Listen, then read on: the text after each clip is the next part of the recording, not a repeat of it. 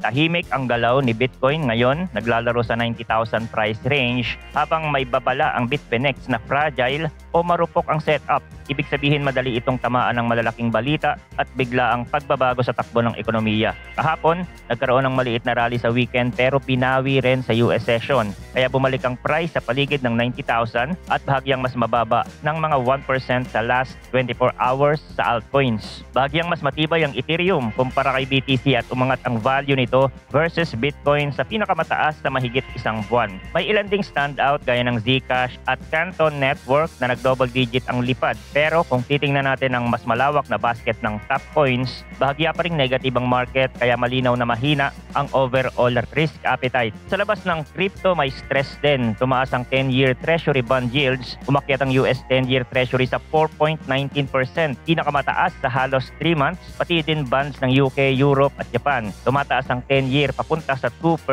na antas na halos 2 dekada nang hindi nakikita. Dahil dito, nanghina rin ang US stocks, bahagyang bagsak ang S&P 500 at ang Nasdaq. Kapag ganito ang backdrop, kadalasan kumakapit ang mga investors sa mga kilalang assets at mas maayos ang visibility policy. Kaya nababawasan ang appetite sa crypto sa maikling panahon. Bakit sinasabi naman ng Bitfinex na fragile ang setup ni Bitcoin? Una, may tuloy-tuloy na outflow sa US spot Bitcoin ETF. Imbes na mag-accumulate, mas maraming nagbebenta sa mga araw na tumataas. Kaya negative ang cumulative volume delta sa malalaking exchange. Pangalawa, mahigit 7 million BTC ang kasalukuyang nasa unrealized loss. Kapag marami ang talo on paper, nagiging maingat ang crowd at kaunting rally lang ay binebentahan agad para bawiin ang capital. Pangatlo, kahit may pumapasok na capital, mga $8.69 billion per month ayon sa net realized cap change, malayo ito sa rurok nitong taon. Ibig sabihin, may konting unan pero hindi sapat para i-absorb ang biglaang selling kapag may masamang balita. Kapag pinagsama-sama, lumalabas na manifest ang buy side at mas mataas ang sensitivity sa external shock papasok ng year-end. Sa technical, nakaupo ang price sa important level. Binabantayan ngayon ng marami ang 0.38 Fibonacci retracement bilang key support. Kapag nabasag ito, posibleng puntiryahin muli ang April low sa bandang 76,000. Tandaan din natin na nitong weekend, nagkaroon ng isang flush sa low liquidity. Parehong nahuli ang mga naka-leverage na long at short, bumulusok sandali sa ilalim ng 88,000 at mabilis ding tumalon pabalik sa ibabaw ng 91,500. Normal ang ganitong stop hunts kapag manipis ang volume, mabilis kumagat ang mga liquidation at mabilis ding bumabalik. Pero iniiwan nito ang market na mas kabado at mas maingat. Malaki ang bigat ng huling Fed meeting ngayong taon. Halos sure ng market ang 0.25% na rate cut pero ang pinakamahalaga ay ang wording ng statement at guidance. Noong October, nag-cut ang Fed pero naging maingat ang tono kaya hindi nagkaroon ng tuloy-tuloy na risk on. Kung uulit ang ganitong hawkish na maingat na message, ibig sabihin yes, may cut pero depende sa data ang susunod. Posibleng manatiling manipis ang participation at manatili sa range si BTC.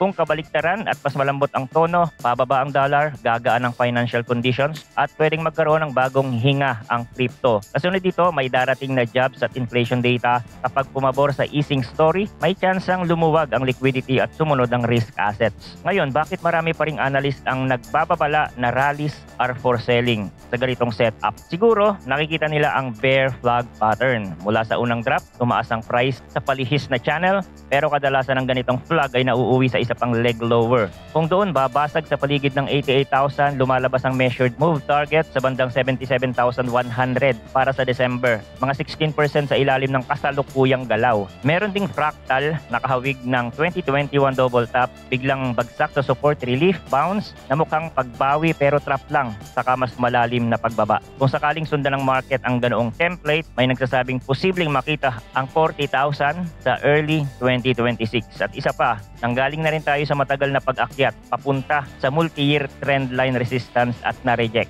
Sa history ni Bitcoin, ang mga rejection sa malalaking trend line ay minsan sinusundan ng malalim na drawdown. Dagdag pa rito, tumaas ang Google search para sa Bitcoin bear market. Sa record, sa 5-year view, sa nakaraan, ganyan ang nangyari bago ang big sell-offs noong May 2021 at June 2022. May nagsasabi ring pwedeng umakyat muna sa 97,000 para matrap ang mga bulls bago muling bawiin. Classic bull trap kapag manipis manipis ang liquidity at mahina ang spot demand. Pero meron ding kabilang side. Kahit mahina ang spot, hindi extremely fear ang options market kumpara sa nakaraang buwan. Nasa taas ng neutral ang fear gauge pero malayo sa peak, at kahit compressed ang implied volatility ngayon, kapag may malinaw na trigger gaya ng surprise sa Fed outlook o malinaw na pagbalik ng ETF inflow, mabilis din itong pwedeng mag-rally pataas at maging gasolina ng mas malalaking galaw. Sa madaling salita, hindi nangangahulugang nakatakda na ang direksyon. Ang malinaw lang, sensitive ang market at kailangan ng malinaw na pagbabago sa liquidity at sa spot demand para magbago ang tono. Price action update naman tayo kay Bitcoin. Simulan natin sa weekly time frame. Balikan natin itong chart na ginawa ko way back 2023. Ito yung long-term perspective natin sa market noon. Nagbase tayo sa mga data, ano yung nangyari after halving. Itong 17 months na ito, ang ibig sabihin niyan ay yung rally ni Bitcoin after halving. So pagkatapos nga ng 17 months or 18 months, nagkakaroon ng retracement, and in history, nauuwi yun sa bear market. In this cycle, kakaiba kasi nag-rally na tayo agad bago mangyari ang Bitcoin halving dahil sa pagpasok ng Bitcoin Spot ETF. So napaaga yung all-time high. So after 17 months nga, lumabas na yung market drop. So kung tayo ay long-term investors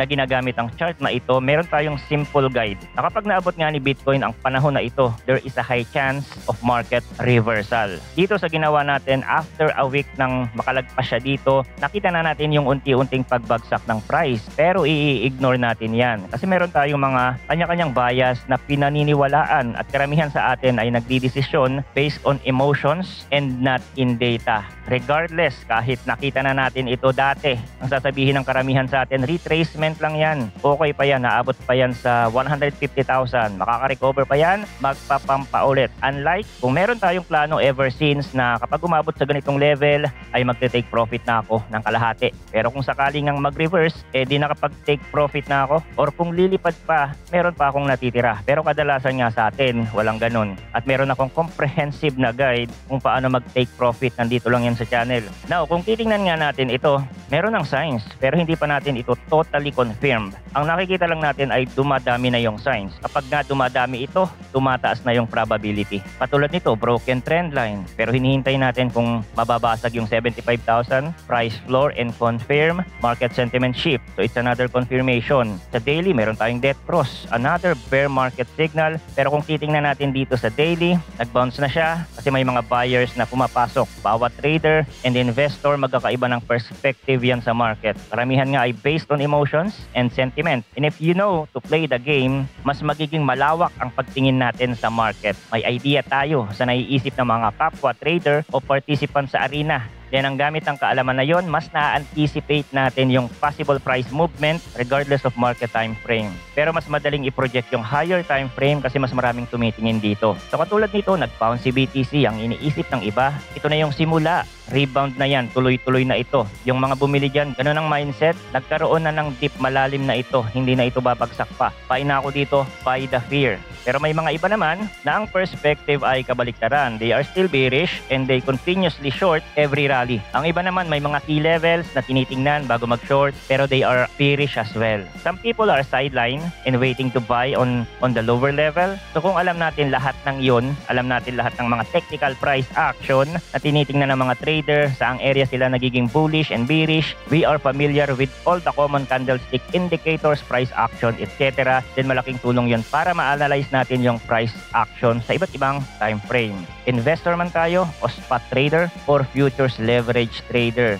Kaya sa pagki-crypto, continuous learning lang yan. Hindi tayo stagnant. Kaya sinasabi ng iba na itong rally na ito ay relief rally lang, bull trap, kasi nakita na nila yan sa mga previous price action. At sa pag-a-analyze ng chart, it's all about pattern recognition. At ganoon pa din yung area of resistance na binabantayan natin dito, 98,000, mitigation level or 108,000. Hanggang nasa ilalim pa si Bitcoin ng 98 or 108,000 price swing, then mananatili tayong bearish. Kasi any attempt, posibleng ma-reject yun at itulak pabalik sa 75,000 price low. At magtuloy-tuloy. Kaya yung 40,000 na sinasabi dito sa report, posible naman yun kasi aabot yun ng negative 70% drawdown, which is a typical bottom in a Bitcoin bear market. At kapag nangyari yun, that's the best time to accumulate again, not a financial advice. Okay? So yun lang ang crypto update natin for today. Thanks for watching again. Good luck and see you on the next video.